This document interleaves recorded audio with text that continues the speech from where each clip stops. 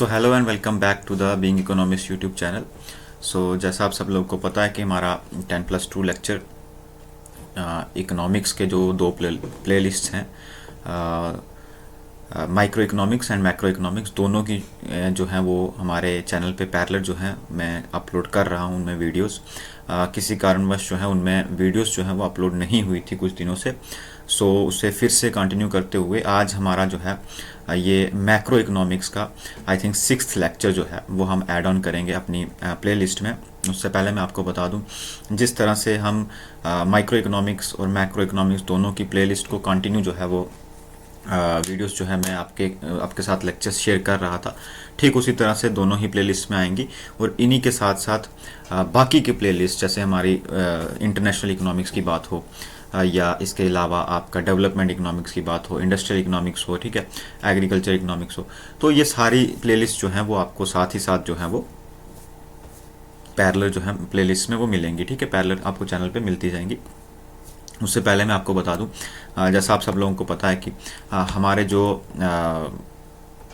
अपने पीडीएफ्स हैं पे आपके लेक्चर्स के, या फिर जो भी हमारे लेक्चर्स होते हैं उनके जो पीडीएफ्स होते हैं वो आपको मिलते हैं हमारे टेलीग्राम के चैनल पे। ठीक है, तो टेलीग्राम का चैनल जो है आपके सामने है, उसका नाम, ठीक है, बीइंग इकोनॉमिस्ट नाम से आप सर्च करेंगे जाके टेलीग्राम पे तो आपको मिल जाएगा। अदरवाइज इसका लिंक जो है वो डिस्क्रिप्शन में भी अवेलेबल है। ठीक है, इसके साथ मैं आपको एक और चीज़ बता दूं कि हो सकता है थोड़ा सा आज आपको साउंड क्वालिटी में कुछ दिक्कत हो, क्योंकि माइक जो है वो प्रॉपरली वर्क नहीं कर रहा, तो कॉम्प्रोमाइज़ करना पड़ेगा इस वीडियो में आपको माइक के रेफरेंस में। ठीक है, तो क्वालिटी में थोड़ा सा उतना भी ख़राब नहीं होगा, बट साउंड क्वालिटी में हो सकता है थोड़ा सा प्रॉब्लम हो। एक बार फिर से डिस्कशन करें अगर पूरे सिलेबस की, क्योंकि आपकी ब्रेक जो है बीच में हो चुकी थी। सिलेबस पहले तो हम कंटिन्यू जो है वो कर रहे थे, लेकिन कुछ बीच में ब्रेक होने की वजह से मैं एक बार फिर से रिवाइज करवा दूं कि हम किस पर्टिकुलर सिलेबस के रिगार्डिंग जो है वो डिस्कशन कर रहे हैं।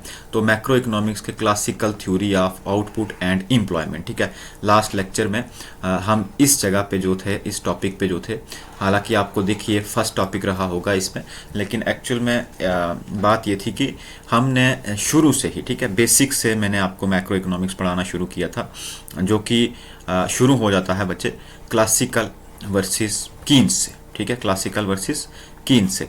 तो हमारे जो इनिशियली स्टार्टिंग के 3 से 4 लेक्चर थे वो क्लासिकल वर्सेस कीन्स की आइडियोलॉजी या उसके अलावा नेशनल इनकम के ऊपर। ठीक है, क्योंकि मैंने शुरू जो है वो नेशनल इनकम से किया था, तो यहाँ पे आप देख रहे होंगे। ठीक है, तो मैंने जो है लेक्चर्स यहाँ पे क्लासिकल वर्सेस कीन्स से शुरू किए थे, जिस वजह से हमारा ये जो classical theory of output and employment है, ठीक है, इसको हमने लास्ट लेक्चर में कवर किया था। इस पर्टिकुलर टॉपिक को मैं कंक्लूड करूंगा आज, और आज के पर्टिकुलर टॉपिक में हम बेसिकली करेंगे सेज लॉ ऑफ मार्केट, जो कि एक इम्पोर्टेंट लॉ है क्लासिकल पॉइंट ऑफ व्यू से। और इसी के साथ साथ मैं आपको ये भी बताऊंगा कि क्या क्या इस लॉज की इम्प्लीकेशन है, क्या इसके इंपॉर्टेंट क्वेश्चन है बेसिकली जो एग्जामिनर जो है आपसे पूछ सकता है। तो ये सारी चीज़ें इसमें डिस्कस करेंगे। उससे पहले आपको बता दूं, टेलीग्राम के बारे में मैंने आपसे डिस्कस किया, और इंस्टाग्राम पे भी जो है आप जाके फॉलो कर सकते हैं। कोई भी क्वेश्चन क्वेरी हो तो आप वहाँ पे पूछ सकते हैं। ठीक है, और इसके साथ मैं आपको बता दूं कि वीडियो की जो स्पीड है वो अपने अकॉर्डिंगली आप एडजस्ट कर सकते हैं। आपको अगर ये स्लो लगे तो आप इसे फास्ट कर सकते हैं, फास्ट लगे तो स्लो भी आप इसको देख सकते हैं अकॉर्डिंगली। ठीक है, नाउ सबसे पहले जो लास्ट टॉपिक में हमारा यहाँ पे आप देखेंगे कि जो हमारा लास्ट टॉपिक था दिस वन, ये classical theory of output and employment. ठीक है, एक इम्पॉर्टेंट टॉपिक है आपका, इम्पॉर्टेंट इस तरह से कि इसमें से क्वेश्चन जो हैं वो एग्जाम में बहुत सारे पूछे जाते हैं। ठीक है, तो अगर मैं बात करूं इस पर्टिकुलर टॉपिक की, तो हमने इसमें सबसे पहले डिस्कस किया था क्लासिकल रेवोल्यूशन। ठीक है, जो कि हालांकि हम मैं स्टार्टिंग से ही आपको हर लेक्चर में इसे थोड़ा थोड़ा जो करके है वो बताता आया हूँ। ठीक है, कि क्या है क्लासिकल रेवोल्यूशन, क्या है कीन्स रेवोल्यूशन। ठीक है, उसके बाद प्रोडक्शन के बारे में पढ़ा, प्रोडक्शन फंक्शन के बारे में पढ़ा। ठीक है, कि प्रोडक्शन फंक्शन क्या होता है। प्रोडक्शन फंक्शन बेसिकली हमने क्लासिकल पॉइंट ऑफ व्यू से पढ़ा था। अभी प्रोडक्शन फंक्शन हम कीन्स पॉइंट ऑफ व्यू से भी पढ़ेंगे एक बार में। ठीक है, और इसी के साथ जब हम प्रोडक्शन फंक्शन पढ़ रहे थे तो आपने शायद आपको याद होगा कि लास्ट लेक्चर में हमने ये देखा कि जो आउटपुट है, जो वाई है, वो फंक्शन है किसका, के एंड एन का। ठीक है, ये एक प्रोडक्शन फंक्शन जो है हमने क्लासिकल्स का देखा था, जिसमें y क्या है, आउटपुट था हमारा, और k को आपको याद होगा कि लास्ट लेक्चर में मैंने k बार करके आपको बताया था कि जो कैपिटल्स हैं बच्चे वो क्या है, वो फिक्स हैं, कैपिटल स्टॉक में चेंजेस नहीं होंगी, यानी टेक्नोलॉजी में चेंजेस नहीं होंगी। सो जो भी रिलेशन था, जो भी इफेक्ट था आउटपुट के ऊपर, वो कौन डाल रहा था, ये n डाल रहा था। ये n क्या था बच्चे, ये n था लेबर। क्या था ये, लेबर, ठीक है।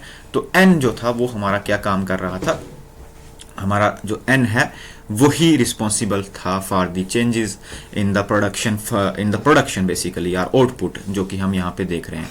और इसी के साथ हमें एम्प्लॉयमेंट पढ़ना था। तो यानी इस लेबर की डिमांड है ना, और एम्प्लॉयमेंट का क्या मतलब है, लेबर की डिमांड एंड सप्लाई, ठीक है, supply of labour and demand for labour, ये दोनों ही कंपोनेंट आपको याद होगा कि हमने लास्ट लेक्चर में कवर किए थे। सो ओनली एक पोर्शन जो है हमारा वो रह गया था, that is equilibrium output and employment, ठीक है। इक्विलिब्रियम आउटपुट और एम्प्लॉयमेंट, यानी कैसे डिटरमाइन होगा इक्विलिब्रियम आउटपुट और एम्प्लॉयमेंट, इससे कंक्लूड करना हमारा सिर्फ लास्ट लेक्चर में रह गया था। इससे कंक्लूड करने के बाद जो है हम सेल्स लॉ जो है, सेल्स लॉ ऑफ मार्केट जो है वो पढ़ेंगे, ठीक है। तो यहाँ पे आप देखेंगे ये, ठीक है, यहाँ से मैं स्टार्ट करूंगा इस पर्टिकुलर लेक्चर को कि इक्विलिब्रियम आउटपुट और एम्प्लॉयमेंट कहाँ पे होगा, ठीक है। हम आउटपुट पढ़ चुके हैं, एम्प्लॉयमेंट पढ़ चुके हैं लास्ट लेक्चर में, जहाँ उसे मैं एक बार रिवाइज करवा दूं। तो अभी तक हमने पढ़ा, यहाँ पे लिखा आप देख रहे हैं, so far the following relationships have been derived, ठीक है। तो हमने दो रिलेशनशिप्स जो हैं वो ड्राइव किए थे। सबसे पहली इक्वेशन आप देख रहे हैं जो मैंने अभी आपको लिख के बताई कि y is function of k and n, यानी जो आउटपुट है, कौन सा आउटपुट, जो प्रोडक्शन हो रही है, जो क्लासिकल इकोनॉमिक्स में जो प्रोडक्शन होगी वो किसका फंक्शन है, वो आउटपुट जो है वो फंक्शन है k एंड n का, ठीक है। आपको याद होगा लास्ट लेक्चर में, यहाँ पे देखेंगे आप, मैं अगर बिल्कुल इनिशियल स्लाइड्स में आपको लेके जाऊँ तो यहाँ पे देखो, यहाँ पे हमने देखा था कि resulting level of output and is written as y is equal to function of capital and labour, ठीक है, k एंड n। उसी चीज़ को मैंने यहाँ पे समराइज करके आपको बताया कि फर्स्ट रिलेशनशिप हमने पढ़ा था जिसको कि हम एग्रीगेट प्रोडक्शन फंक्शन बोलते थे, जिसे हमने क्या बोला, एग्रीगेट प्रोडक्शन फंक्शन, ठीक है। एग्रीगेट प्रोडक्शन फंक्शन क्या था, output is the function of capital and labour, और k के ऊपर आपको यहाँ पे बार दिखाई दे रही होगी, इट मीन्स कि k जो है वो फिक्स्ड है, ठीक है, यानी no change in capital stock, और we can say that no change in technology, ठीक है। और इसी चीज में से हमने दो रिलेशन और निकाले थे, ठीक है। इस प्रोडक्शन फंक्शन में से हमने दो रिलेशन निकाले थे, क्योंकि मैंने आपको बताया जो n है, this n is only responsible for changes that occur in y, ठीक है। जो भी चेंजेस अकर होंगी y में, जो भी चेंजेस देखने को मिलेंगी, जो भी आप ऑब्जर्व करेंगे इस आउटपुट में changes, that are only due to change in this n, and this n is also called labour, ठीक है। ये n क्या है, आपका लेबर है। नाउ दिस लेबर जो है, इस लेबर के दो पोर्शन है, ठीक है, जिससे हमारे दो रिलेशन निकल के आए। यानी अब रिलेशन जो है लेबर का, उसे पढ़ना इसलिए भी ज़रूरी हो जाता है क्योंकि जो ये लेबर है यही रिस्पॉन्सिबल है इस वाई में चेंजेस के लिए। तो पहले लेबर को हमें अच्छे से पढ़ना था। जो हमने पढ़ा, एक हमने पढ़ा लेबर की डिमांड, जिसे एन डी से हम मेज़र कर रहे हैं, क्या, एन डी से। और दूसरा हमने पढ़ा, यहाँ पे देखें, लेबर की सप्लाई, जिसे हम एल एस से डिनोट कर रहे हैं। यानी जब इसकी सप्लाई और इसकी डिमांड के बारे में पता चलेगा तो बेसिकली हमें क्या चीज़ पता चलेगी, एम्प्लॉयमेंट। एम्प्लॉयमेंट क्या है, लेबर की कितनी सप्लाई और कितनी डिमांड है, उसी चीज़ को तो एम्प्लॉयमेंट बोलेंगे। जितनी ज़्यादा डिमांड होगी लेबर की उतना ज़्यादा एम्प्लॉयमेंट बढ़ेगा, जितनी ज़्यादा सप्लाई होगी उतना भी एम्प्लॉयमेंट बढ़ेगा, ठीक है। तो ये एन जो है इसे हमने दो पार्ट्स में डिवाइड कर दिया था, एक एन डी, एक एन एस। अब ये जो एन डी था, इसके आगे आप देखेंगे कि ये फंक्शन था किसका, N divided by P, basically किसका, labour demand schedule. Basically N क्या था हमारा, वेज था, पी क्या था, प्राइसेस थे, और एन डिवाइडेड बाई पी का मतलब था रियल वेजेस, ठीक है। आपको अगर चीज़ें याद नहीं है, आप उन्हें रिमाइंड करना चाहते हैं तो लास्ट लेक्चर, इससे पहले वाला जो लेक्चर था हमारा मैक्रो इकोनॉमिक्स का, प्लेलिस्ट जो है वो पूरी आपको डिस्क्रिप्शन में दिख जाएगी, उसके लिंक्स दिखेंगे, वहाँ से जाके आप कर सकते हैं। सो ये एन डी जो था ये फंक्शन था किसका, रियल वेजेस का। अगेन यहाँ पे देखें NS जो था, जो लेबर की सप्लाई शेड्यूल था, वो भी फंक्शन था किसका, आपके रियल वेजेस का। ठीक है, हमने लास्ट पे ये ड्राइव किया था कि जहाँ पे यहाँ पे देखें, ठीक है, कि जो NS है ये इसके साथ पॉजिटिवली, किसके साथ, वेज रेट, रियल वेजेस के साथ पॉजिटिवली इफेक्टेड होगा। और यहाँ पे देखें आपके जो भी चीज़ें थी हमने इसमें डिस्कस की थी कि कैसे जो लेबर की सप्लाई है उसकी जो कर्व है वो बेंड होगी, ठीक है, बैक बेंडेड होगी। ठीक है, इसमें से अच्छे से हमने डिस्कस किया था लास्ट लेक्चर को, आप एक बार फिर से जो है उसे देखें। ठीक है, तो ये सारी चीज़ें डिस्कस करने के बाद अब हमारे पास में लास्ट चीज़ जो हमें डिस्कस करनी थी वो था हमारा क्या, यहाँ पे आप देखेंगे। सो इस रिलेशनशिप को अगर हम एक जगह पे ले आए, ठीक है, इन दोनों रिलेशंस को एक जगह ले आए, यानी लेबर की सप्लाई और लेबर की डिमांड को, NS इक्वल टू ND, ठीक है, जब इसको कर देंगे तो हम बोलेंगे कि इक्विलिब्रियम कंडीशन आएगी किसमें, लेबर मार्केट में। ठीक है, लेबर की मार्केट में इक्विलिब्रियम कंडीशन बिल्कुल ठीक उसी तरह जिस तरह लेबर के जिस तरह सिंपल कम्युनिटी मार्केट में इक्विलिब्रियम होता है। Community market otherwise we can say goods market, क्या, goods market, goods are community market. ठीक है, जहाँ पे चीज़ें जो हैं वो उनकी डिमांड और सप्लाई होती है। ठीक उसी तरह जैसे गुड्स मार्केट में इक्विलिब्रियम होगा, जैसे एक तरफ डिमांड और एक तरफ यहाँ पे सप्लाई और दूसरी तरफ डिमांड। ठीक है, एक तरफ डिमांड होगी, एक तरफ सप्लाई होगी, जहाँ पे ये दोनों इंटरसेक्ट करेंगे वहाँ पे क्या होगा, इक्विलिब्रियम प्राइस। ठीक है, इस तरफ प्राइस, इस तरफ क्वांटिटी। तो ठीक इसी तरह जिस तरह गुड्स मार्केट में जहाँ पे चीज़ों का, कम्युनिटीज़ का डिमांड और सप्लाई डिसाइड होती है, जहाँ पे वो इंटरसेक्ट करते हैं मतलब इक्वल होते हैं, वहाँ पे जो प्राइस होता है वो इक्विलिब्रियम प्राइस होता है ना। उसी तरह से जहाँ पे लेबर की सप्लाई और जहाँ पे लेबर की डिमांड इक्वल होंगी, एक दूसरे के इक्वल होंगी, वहाँ पे क्या होगा, वहाँ पे होगा इक्विलिब्रियम आउटपुट एंड एम्प्लॉयमेंट। ठीक है, इसे मैं नेक्स्ट स्लाइड में आपको बताऊंगा। ठीक है, तो यहाँ पे आप दो कर्व देख रहे हैं, एक देख रहे हैं लेबर की सप्लाई और दूसरी देख रहे हैं लेबर की डिमांड। ठीक है, दो सप्लाई, इन दोनों को सेपरेट भी मैं पढ़ा चुका हूँ, ठीक है, ये यहाँ पे देखें आप, ये आगे MPN मतलब लेबर की डिमांड वाली कर्व, और दूसरी यहाँ पे आप देखेंगे एक लेबर की सप्लाई कर्व भी जो है आपको वो दिखेगी, ये लेबर की सप्लाई कर्व भी आपको दिखेगी। तो दोनों को जो है जब हम एक ग्राफ में रखेंगे, ठीक उसी तरह जिस तरह मैंने अभी आपको ग्राफ बना के बताया डिमांड एंड सप्लाई वाला, ठीक उसी तरह जब लेबर की डिमांड और लेबर की सप्लाई दोनों इंटरसेक्ट करेंगी, यहाँ पे देखें पॉइंट A पे, जहाँ पे ये दोनों इंटरसेक्ट करेंगी, वहाँ पे जो वेजेस होंगे उसके क्रॉसपोंडेंट में जो कर्व होगी, यहाँ पे देखेंगे आप, ये आएगा हमारा क्या, एम्प्लॉयमेंट। कौन सा एम्प्लॉयमेंट, इक्विलिब्रियम एम्प्लॉयमेंट। इसी को एक्सटेंड करते हुए जब आप नीचे की तरफ लेके जाएंगे यहाँ पे, तो यहाँ पे हमें प्रोडक्शन फंक्शन कर्व दिखेगी। ठीक है, वही प्रोडक्शन फंक्शन कर्व जिससे हमने ये रिलेशन निकाला था। ठीक है, अगर बिल्कुल शुरू में आप जाएंगे, बिल्कुल शुरू में जहाँ से ये लेक्चर हमारा स्टार्ट हुआ था, तो आप देखेंगे यहाँ पे कि इसी प्रोडक्शन फंक्शन कर्व से, ये प्रोडक्शन फंक्शन कर्व है ना, इसी प्रोडक्शन फंक्शन कर्व से हमने ये MPN निकाला था। MPN क्या था, मार्जिनल प्रोडक्टिविटी ऑफ लेबर। ठीक है, मार्जिनल प्रोडक्टिविटी ऑफ लेबर, इसी से ड्राइव किया था, और इसी से हमारी ओवरऑल डिमांड कर्व जो है वो लेबर की ड्राइव हमने की थी। ठीक है, तो यहाँ पे आपको समझाने की कोशिश मैं ये कर रहा हूँ कि जहाँ पे लेबर की सप्लाई और लेबर की डिमांड इक्वल होगी, वो पॉइंट होगा जहाँ पे एम्प्लॉयमेंट भी डिटरमाइन होगा, और इसी के क्रॉसपोंडेंट में यहाँ देखेंगे कि आउटपुट भी डिटरमाइन होगा। ठीक है, वहीं पे आउटपुट भी डिटरमाइन होगा और वहीं पे एम्प्लॉयमेंट भी डिटरमाइन होगा। तो इतनी सी जो है इसे आपने कंक्लूड करना है, इस पर्टिकुलर टॉपिक को जो लास्ट लेक्चर में हमने शुरू किया था, कि कहाँ पे जाके बेसिकली आपको जो याद रखना है वो ये तीन रिलेशंस हैं। ठीक है, कि प्रोडक्शन फंक्शन क्या है क्लासिकल के मॉडल में, लेबर की सप्लाई और लेबर की डिमांड किस चीज़ पे डिपेंड करती है दोनों के मॉडल में। ठीक है, क्लासिकल्स के मॉडल में। ठीक है, दोनों कैसे वेरी करती हैं। इसके लिए मैं आपको बोलूँगा कि आपको जो मेरा जो लास्ट लेक्चर था उसे आप एक बार देखें। अगर आप फर्स्ट टाइम इस लेक्चर में देख रहे हैं तो पहले आप उस लेक्चर को देख लें, उससे आपको ये चीज़ें अच्छे से क्लियर होंगी। Now we have the next topic, that is सेल्स लॉ ऑफ मार्केट।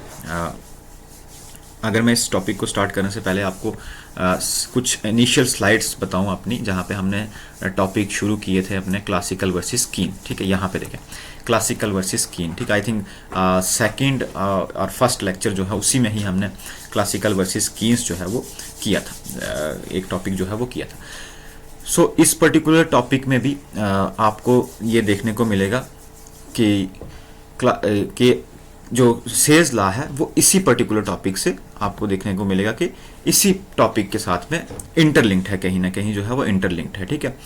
तो यहाँ पे फर्स्ट देखें आप पॉइंट क्लासिकल में कि full employment is a normal situation. ये पॉइंट्स मैं क्यों बता रहा हूँ, क्योंकि अभी जब हम सेल्स लॉ पढ़ेंगे तो आपको उसमें दिखेगा कि क्लासिकल्स की जितने भी प्रिंसिपल्स हैं जो यहाँ पे लिखे हुए हैं, यही सब प्रिंसिपल्स को यूज़ करके जेबी से एक इकोनॉमिस्ट थे, ठीक है, एक इकोनॉमिस्ट थे जिन्होंने अपनी एक लॉ दिया जिसे हम सेल्स लॉ बोलते हैं, ठीक है, जो कि आज हम इस करंट पर्टिकुलर टॉपिक में लेक्चर में कर रहे हैं। यहाँ पे आप देखेंगे ये यहाँ पे, ठीक है, सेल्स लॉ ऑफ मार्केट। तो बेसिकली ये जेबी सा एक इकोनॉमिस्ट थे, एक फ्रेंच इकोनॉमिस्ट थे, ठीक है, जिन्होंने अपना ये जो लॉ है वो दिया। ये लॉ बेसिकली कहता क्या है, ये लॉ है बेसिकली मार्केट्स के रिलेटेड। सबसे पहली बात मार्केट्स के रिलेटेड, और सबसे पहले इसे स्टार्ट करने से पहले भी जो ये जेबी से थे, ये एक क्लासिकल इकोनॉमिस्ट। सबसे पहले तो आपको ये क्लियर हो जाना चाहिए, क्योंकि आगे चल के आप देखेंगे कि इसी लॉ को जो है वो क्रिटिसाइज किया है कनीशियन इकोनॉमिस्ट्स ने, या कीन्स ने खुद हिमसेल्फ जो है वो इसे क्रिटिसाइज करते हैं। तो सेल्स लॉ ऑफ मार्केट बेसिकली कहता क्या है, मैं यहाँ पे एग्जांपल से आपको समझाऊंगा कि सबसे पहली चीज़, क्लासिकल्स जो इकोनॉमिस्ट हैं या क्लासिकल जो स्कूल ऑफ थॉट है वो सप्लाई साइड है। कौन सा है? Supply side. यानी ज़्यादातर बात जो ये करेंगे वो किस साइड की करेंगे? सप्लाई साइड की करेंगे। और जो कीन्स हैं दूसरी तरफ, वो कौन सी वाले हैं? वो हैं डिमांड साइड। कौन से हैं? डिमांड साइड, ठीक है। यानी वो जितनी भी बात करेंगे वो डिमांड की ज़्यादा करेंगे।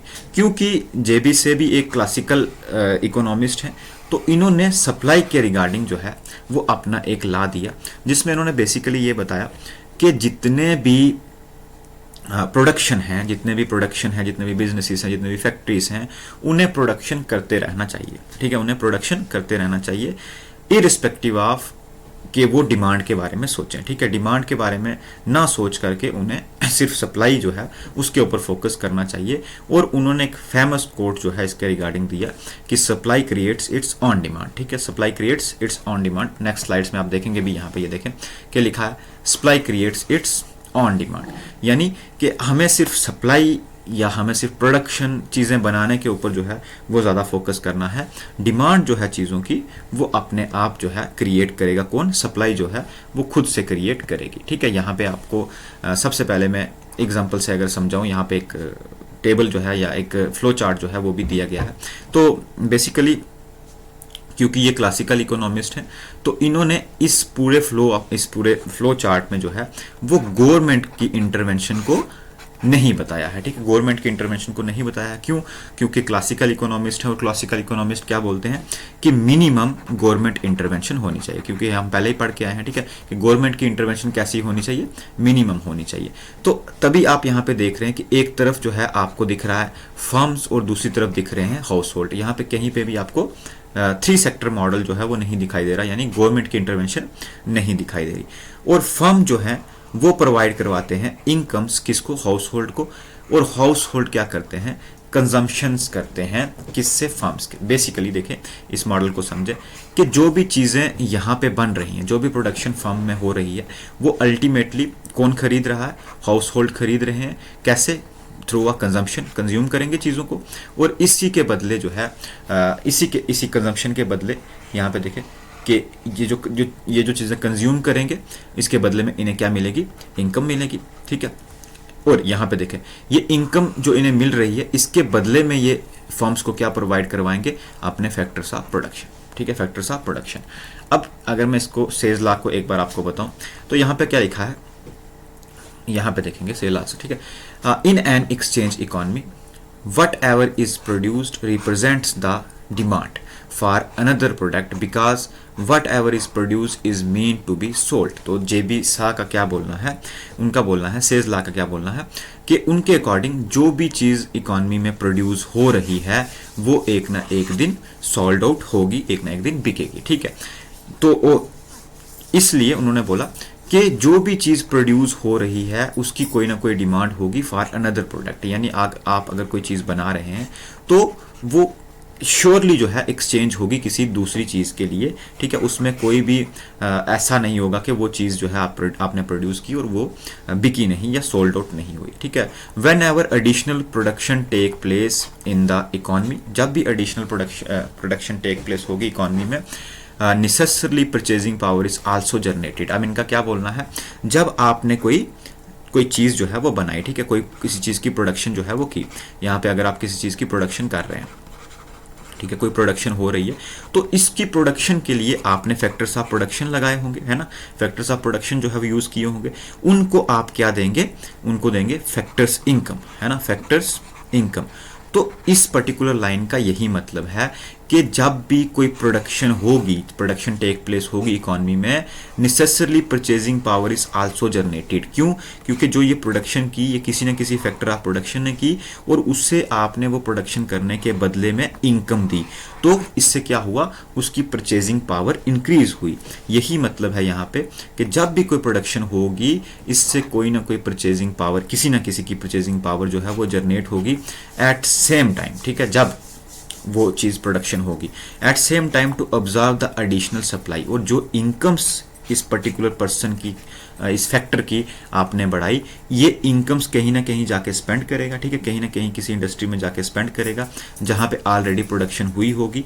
तो यहाँ पे जो भी चीज़ें ऑलरेडी प्रोड्यूस्ड हुई होंगी उन्हें जाके खरीदेगा। तो क्या हुआ, जो आपने प्रोडक्शन की और जो पहले की प्रोडक्शन हुई थी वो एक दूसरे के साथ में एक्सचेंज होगी, ठीक है। जो आपने प्रोडक्शन की उसके बदले में किसी को इनकम दी, वही इनकम किसी ने जाके दूसरी जगह पे जाके स्पेंड कर दी, जो कि ऑलरेडी चीज़ बनी हुई थी उसे जाके खरीद लिया। तो इसलिए इन्होंने बोला कि an exchange economy what ever is produce represent the demand for another product, ठीक है, कि जो भी आप प्रोड्यूस कर रहे हैं उसके बदले में किसी को इनकम देंगे और वो उसी इनकम को किसी और प्रोडक्ट पे जाके स्पेंड करेगा, है ना। तो इसका मतलब कि जब भी कभी सप्लाई होगी, जब भी कभी प्रोडक्शन होगी, वो कहीं ना कहीं परचेजिंग पावर को क्रिएट करेगी और दूसरी चीज़ों की डिमांड को क्रिएट करेगी बेसिकली, ठीक है। इसलिए उन्होंने बोला कि हमें सिर्फ सप्लाई जो है उस पर फोकस करना चाहिए, डिमांड जो है वो अपने आप क्रिएट होगी। अब यहाँ पे देखें, JB Say's thinking become quite popular with an English economist as the elementary principle of an exchange economy based on the simple organization of industry. It was quite an acceptable idea. As it was headed down, it came to the briefly stated as that supply creates its own demand. तो इससे इस concept को जब popularity मिली, ज़्यादा recognition मिली, ठीक है, उसके बाद इस पर्टिकुलर कंसेप्ट को जो है वो क्या स्टेट दी गई, किस कोड से जाना गया, supply creates its own demand, ठीक है। यहाँ पे आप आगे देखेंगे भी कि it mean that there can not be any general over production और जर्नल अनएम्प्लॉयमेंट। अब इस चीज़ को मैं आपको अच्छे से समझाऊंगा यहाँ पे। यहीं पे देखिए, ओवर प्रोडक्शन कभी भी इकोनॉमी में नहीं होगी। जेबी सेल का क्या मानना था, सेज लास्ट का क्या मानना था कि कभी भी इकोनॉमी में ओवर प्रोडक्शन नहीं होगी। क्यों नहीं होगी? क्योंकि उनके अकॉर्डिंग जितनी चीज़ें बनेंगी उतनी चीज़ें बिकेंगी भी, है ना। जितनी चीज़ें प्रोड्यूस होंगी उतनी चीज़ें आगे सोल्ड आउट भी हो जाएंगी। और दूसरी तरफ देखो क्या लिखा है, और जर्नल अनएम्प्लॉयमेंट, और ना ही अनएम्प्लॉयमेंट होगा। अब अनएम्प्लॉयमेंट क्यों नहीं होगा? क्योंकि हमें पता है क्लासिकल इकोनॉमिस्ट ऑलरेडी ही कंसेप्ट फॉलो करते हैं किस चीज़ का, फुल एम्प्लॉयमेंट का। फुल एम्प्लॉयमेंट का मतलब कोई भी रिसोर्स जो है वो वेस्ट नहीं है, वो अनयूज्ड नहीं है, है ना। कोई भी आपका हो रिसोर्स, वो कैसा है, वो यूज्ड है, वो यूटिलाइज्ड है। इसलिए इसमें अनएम्प्लॉयमेंट रहेगी, क्योंकि ये ऑलरेडी ही, ठीक है, क्योंकि जितने भी क्लासिकल इकोनॉमिस्ट हैं वो ऑलरेडी इस चीज़ को फॉलो करते हैं कि इकोनॉमी में क्या है, फुल एम्प्लॉयमेंट की कंडीशन प्रिवेल करती है। सो देखो यहाँ पे ये जो लाइन लिखी थी, it means that there can not be any general over production और general unemployment in the economy as whatever is produce is automatically consumed. जो भी प्रोड्यूस होगा वो कंज्यूम हो जाएगा, ठीक है।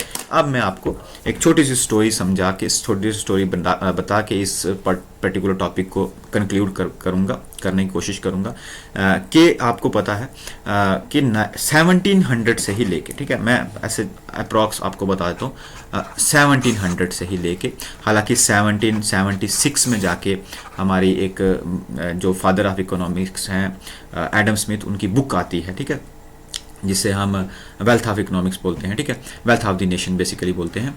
तो एक्चुअल इकोनॉमिक्स तो उसके बाद ही स्टार्ट होती है, बट 1700 से ही मैं आपको ये ऐसे ऑन एवरेज या फिर रफली आपको बोलूँ तो 1700 से ही लेके 1829 तक, कब तक, 1829 तक जो है, आप इसको इस पर्टिकुलर टाइम पीरियड को बोल सकते हैं कौन सी इरा ऑफ क्लासिकल्स, ठीक है, क्लासिकल्स। तो इस पूरे टाइम पीरियड को हम क्लासिकल्स बोलते हैं, ठीक है, क्लासिकल्स का टाइम पीरियड बोलते हैं। तो इस पर्टिकुलर पीरियड में जितने भी रूल्स थे, जितने भी प्रिंसिपल्स थे, जितने भी लॉज थे, थ्योरीज थी, वो किसकी फॉलो की जाती थी, वो फॉलो की जाती थी इसके क्लासिकल इकोनॉमिक्स की, ठीक है। सो लेकिन जब 1829 में ग्रेट डिप्रेशन आया, क्या आया, ग्रेट डिप्रेशन, तो फॉर द फर्स्ट टाइम क्या हुआ कि जितने भी प्रिंसिपल्स थे, जितने भी रूल्स थे, जितने भी थ्योरीज थी, लॉज थे क्लासिकल्स के, वो फेल होते दिखाई दिए, ठीक है, वो फेल होते दिखाई दिए। आपको याद होगा कि फर्स्ट या सेकंड लेक्चर में ही मैंने ग्रेट डिप्रेशन की एक बार पहले भी डिस्कशन की हुई है, ठीक है। यहाँ पे आप देखेंगे कहाँ पे गई वो स्लाइड, ये देखें, यहाँ पे होगी कहीं पे स्लाइड, वो ग्रेट डिप्रेशन के बारे में, ये रहा द ग्रेट डिप्रेशन ऑफ 2019। क्योंकि मुझे पता था कि अपकमिंग लेक्चर्स में जाके इसकी ज़रूरत पड़ेगी, तो मैंने पहले से ही जो है वो बेसिक्स जो है वो आप लोगों को पढ़ाए थे, ठीक है। तो मैं बेसिकली बात ये कर रहा था कि ग्रेट डिप्रेशन आते ही, ठीक है, 1929 की अगर मैं बात करूँ तो ग्रेट डिप्रेशन के टाइम पे, यहाँ पे कहाँ गया हमारी स्लाइड, दिस वन, ठीक है। तो ग्रेट डिप्रेशन के पास में आपका क्या हुआ, एक मिनट, तो ग्रेट डिप्रेशन के टाइम पे फर्स्ट टाइम क्या हुआ कि आपकी जो क्लासिकल व्यूज थे उनको रिकॉग्नाइजेशन कम होने लगी, उनके ऊपर सवाल जो है वो उठने लगे, ठीक है, उनके ऊपर सवाल जो है वो उठने लगे फर्स्ट टाइम, ठीक है।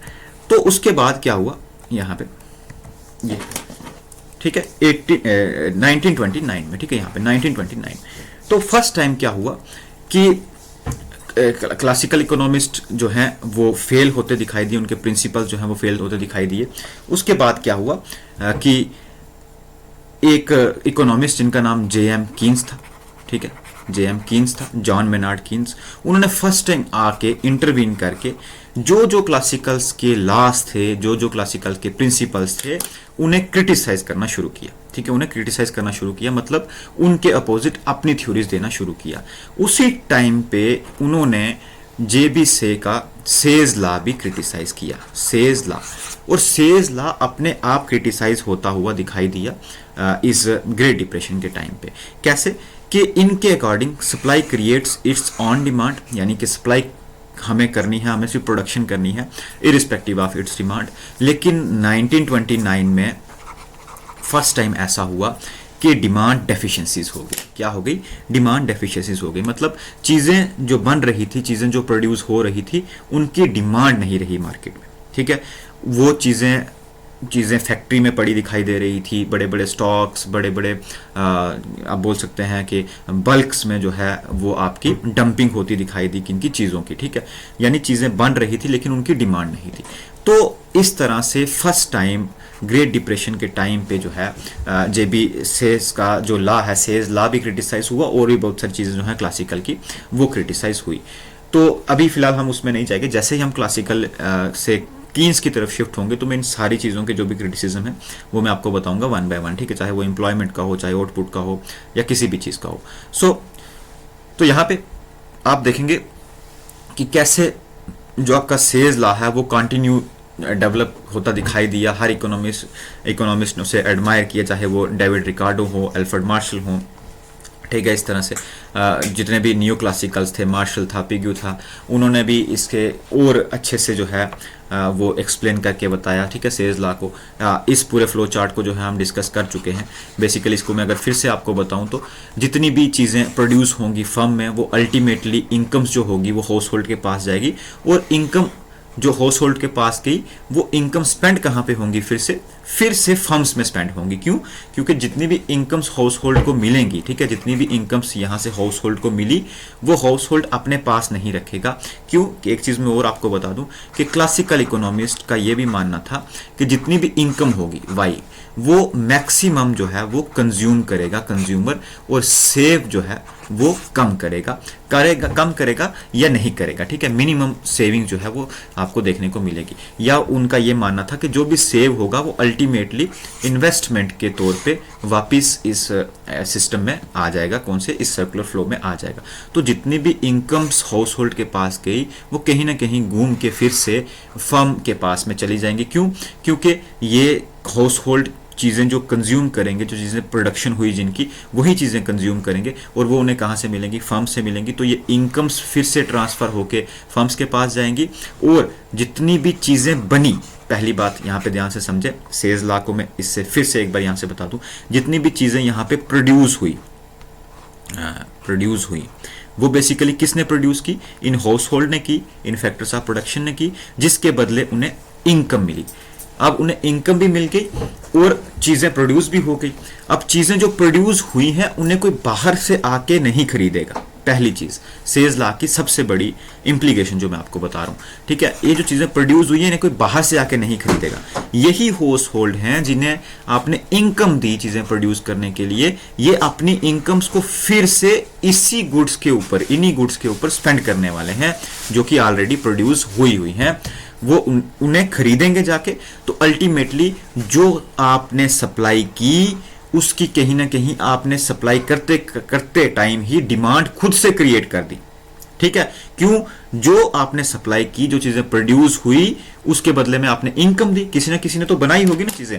मैं शुरू से समझाता आया हूं आपको कि इकोनॉमिक्स में 4 चीजें जरूर याद रखनी है हमेशा। 4 factors of production, land, labour, capital and entrepreneur, ठीक है। 4 factors of production, land, labour, capital and entrepreneur.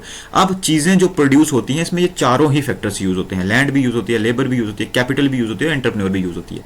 तो इसमें से सबसे बड़ा फैक्टर जो है वो है लेबर, चीजों को प्रोड्यूस करने का। वो कहां से आया? हाउस होल्ड सेक्टर से आया, ठीक है, हाउस होल्ड सेक्टर यानी कंज्यूमर सेक्टर से आया। तो जब वो चीजें प्रोड्यूस हुई, उसको जिसने प्रोड्यूस किया वो था लेबर, उसको उसके बदले में मिली इनकम, ठीक है। अब वो इनकम को अपने पास नहीं रखेगा क्योंकि क्लासिकल मॉडल है, क्लासिकल के अकॉर्डिंग जो इनकम मिली उसे कंज्यूम करना ही करना है भाई, ठीक है, उसे कंज्यूम करना ही पड़ेगा, ठीक है। सेव आप बहुत कम करेंगे उनके मॉडल के अकॉर्डिंग। तो आपके पास में जो इनकम है वो कहीं ना कहीं स्पेंड करोगे, अब वो उछलती रहेगी आपके पास में, उसे कहीं ना कहीं स्पेंड करवाना पड़ेगा आपको, तो उसे स्पेंड आप फिर से करवाओगे क्योंकि आपको भी जरूरत है चीज़ों की, ठीक है। इसके अलावा बाहर तो कहीं जाएंगे नहीं आप आगे देखेंगे कि इस पर्टिकुलर लॉ की एक अजम्पशन है कि इसमें कोई बाहर वाली चीज़ें जो है वो इंक्लूड नहीं है। ये इंडस्ट्रीज जो है एक ही यूनिट है, जो चीज़ें एक जगह बनी वो दूसरी जगह गई और वहाँ से बिक गई, ठीक है। इतना बड़ा मार्केट नहीं है आज के प्रेजेंट टाइम की तरह। अगर आप देखें कि एक दुकान छोड़ के आप दूसरी जगह चले गए, तीसरी जगह चले गए, बेसिकली यही इस थ्योरी का इस लॉ का क्रिटिसिज्म ही बना था, ठीक है, वो हम बाद में डिस्कस करेंगे। तो अभी तक हमें क्या समझ आया कि जो चीज़ें प्रोड्यूस हुई उसे प्रोड्यूस करते करते ही आपने उसकी परचेजिंग पावर, उसकी डिमांड भी साथ में क्रिएट कर दी अकॉर्डिंग टू सेल्स, ठीक है। सेल्स ऐसा बोलते हैं, हम नहीं बोलते, ठीक है। तो उसकी आपने प्रोडक्शन के टाइम पे ही उसकी डिमांड जनरेट कर दी और इवेंचुअली जो है वही जो डिमांड आपने क्रिएट की थी, हाउस होल्ड के पास जो इनकम थी वो फिर से स्पेंड करेंगे और आपने जो चीज़ें बनाई थी उन्हें वो खरीदेंगे, ठीक है। इस तरह ये प्रोसेस चलता रहेगा, ठीक है। नाउ यहाँ पे कुछ इंपॉर्टेंट अजम्पशंस हैं that there is no necessity on the part of government to intervene, as we know कि we are going through classical models or classical theories and classicals are not advocating the government intervention in any respect of production or anything, ठीक है। तो government की intervention नहीं होगी। क्यों नहीं होगी वो चीज़ें मैं आपको क्लासिकल के एंड पे या कीन्स को स्टार्ट करते हुए समझाऊंगा कि क्यों वो चाहते थे कि गवर्नमेंट की इंटरवेंशन ना हो, ठीक है। And the second thing, the extent of market is not limited and inapplicable of expansion, ठीक है, कि मार्केट में एक्सपेंशन नहीं हो सकती, जितना है उतना ही रहेगा। The extent of market is as big as the volume of products offered in exchange, market उतना ही बड़ा होगा जितनी चीज़ें आपकी वहाँ पे बन रही हैं, जितनी चीज़ें वहाँ पे प्रोड्यूस हो रही हैं उसी के अकॉर्डिंग, ठीक है। In the expanding economy new firms and worker find their way into the productive process, not by displacing others but by offering their own products in the exchange। भाई ऐसा होगा कि मार्केट एक्सपेंड कैसे होगा, नए workers और नए firms आएंगे, ओल्ड वंस को रिप्लेस नहीं करेंगे, पुरानों को रिप्लेस नहीं करेंगे, बल्कि अपनी प्रोडक्शन लेके, अपनी चीज़ों को लेके मार्केट में आएंगे, पुराने वहीं पे रहेंगे, सारे वहीं पे रहेंगे। क्यों बच्चे? क्यों? क्योंकि फुल एम्प्लॉयमेंट है। अगर नए के आने से पुराना चला जाएगा तो अनएम्प्लॉयमेंट क्रिएट होगा, जो कि क्लासिकल्स चाहते नहीं थे, ठीक है, और ना ही कहते थे उसके बारे में। So that is why replacement नहीं होगी, एडजस्टमेंट्स होंगी, ठीक है, यानी नए वर्कर्स आएंगे, नए फर्म्स आएंगे, नए प्रोडक्ट्स के साथ में आएंगे, ठीक है। ये आ गई आपकी स्लाइड्स। नाउ इसकी इंपॉर्टेंट इम्प्लीकेशंस, किसकी? सेज लॉ की इंपॉर्टेंट इम्प्लीकेशंस हैं। मतलब एक तरह की कंक्लूजन जो है इसके, वो समझ लो आपके, वो हमें लास्ट पे करने हैं। तो according to Say's law, markets there is automatic adjustment in the economy as whatever is produced is consumed. In other words, every output brings along with its necessarily purchasing power in the circulation, which will lead to its sale। वही चीज़ कि जो भी चीज़ आप बना रहे हैं वो purchasing power create करेगी, जो फर्दर उसकी सेल करवाएगा, ठीक है। And there is no over production, कोई ओवर प्रोडक्शन नहीं है भाई। जितनी चीज़ें बनी, जितनी चीज़ें ये एक पेन, ये मार्कर, जितनी चीज़ें ये बनेंगी, ये सब बिकेंगी, ठीक है। कोई भी चीज़ जो है वो ओवर प्रोड्यूस नहीं होगी, ना ही अंडर प्रोड्यूस्ड होगी, सिंपल सी बात, ठीक है। दैट मीन दैट कि जो डिमांड है वो ऑलवेज इक्वल रहेगी किसके? सप्लाई के, ठीक है। ये इनका मानना था। ना ही ज़्यादा आउटपुट होगा, ना ही कम आउटपुट होगा, ना ही ज़्यादा एम्प्लॉयमेंट होगा, ना ही कम एम्प्लॉयमेंट होगा, फुल एम्प्लॉयमेंट होगा, ठीक है। अभी बहुत सारे प्रिंसिपल जो है मैं आपको क्लासिकल के समझाऊंगा। Basically we are going through strictly according to the syllabus, और सिलेबस की जो लेटेस्ट अपडेट्स हैं कि मार्च में ही आपका सिलेबस फ्रेम होना है, और मार्च में सिलेबस फ्रेम होने के बाद अप्रैल फर्स्ट वीक में जो है वो आपका सिलेबस आउट होने के चांसेस हैं, ठीक है। तो उससे पहले पहले जितने भी इंपॉर्टेंट टॉपिक्स हैं फिलहाल हम वही करेंगे। होपफुली क्या, मुझे पता है कि आपके सिलेबस में माइक्रो मैक्रो जो है वो तो सेम एज इट इज़ रहने वाली है, तो हमें ऐसा कुछ भी नहीं है कि हम अगर इसका कोई टॉपिक छोड़ेंगे तो हमें या मतलब कुछ करेंगे तो बाद में वो उससे से एक्सक्लूड किया जाएगा, ऐसा कुछ भी नहीं है, ठीक है। सो यहाँ पे आप देखेंगे कि कोई ओवर प्रोडक्शन नहीं है। Hence there is no necessity on the part of government to intervene, इसलिए गवर्नमेंट की इंटरवेंशन नहीं है इस बिजनेस मैटर में। तो ये सेज लॉस का मैकेनिज्म है मार्केट का, कि मार्केट खुद को खुद एडजस्ट करेगा, ठीक है। जितनी सप्लाई होगी उतना ही वो डिमांड भी करेगा। सेकंड पॉइंट क्या है? Since supply creates its own demand, hence under employment and over production are impossible in a free enterprises competitive economy. जब गवर्नमेंट नहीं है तो इस तरह की चीज़ें नहीं होंगी, ऐसा किसका मानना है? से का मानना है, ठीक है। थर्ड क्या लिखा है? Another implication of Say's law of market is that as long as there is unemployed resources in the economy it is profitable to employ them because they can have their own wage, ठीक है। तो इसी तरह से आप देखेंगे कि unemployed resources को जो है जब तक आप यूज़ करते रहेंगे अपनी प्रॉफिटेबिलिटी के लिए, एम्प्लॉय करते रहेंगे, तो वो इकॉनमी को जो है वो प्रॉफिट देते रहेंगे, ठीक है। तो ये है इसकी इम्प्लीकेशंस। नाउ कुछ क्रिटिसिजम्स की सेज लॉ के, ठीक है, जो बेसिकली कीन्स की तरफ से आए, ठीक है। कीन्स की जब मतलब वही 1929 के बाद में ग्रेट डिप्रेशन के बाद में जब इस पे क्वेश्चन उठने लगे इन क्लासिकल मॉडल्स के ऊपर, इन क्लासिकल लॉज के ऊपर, तो तब जो है आपको ये देखने को मिला ये पर्टिकुलर आपके क्रिटिसिज्म, ठीक है। सबसे पहले possibility of deficiency in effective demand, सबसे फार मोस्ट, और मैं इसको बोलूँगा कि सबसे इंपॉर्टेंट क्रिटिसिज्म कि डेफिशिएंसीज हो सकती हैं इफेक्टिव डिमांड में, ठीक है। इफेक्टिव डिमांड में डेफिशिएंसीज हो सकती हैं। इसे फर्स्ट टाइम आइडेंटिफाई किया किसने? कीन्स ने, ठीक है। फर्स्ट टाइम कीन्स ने इसे आइडेंटिफाई करके बताया कि जो आपकी एग्रीगेट डिमांड है that is C plus I plus G plus X minus M, ठीक है। ये उन्होंने अपनी एक इक्वेशन दी और उन्होंने बोला कि ये जो एग्रीगेट डिमांड है, ठीक है, ये जो एग्रीगेट डिमांड है, एक मिनट,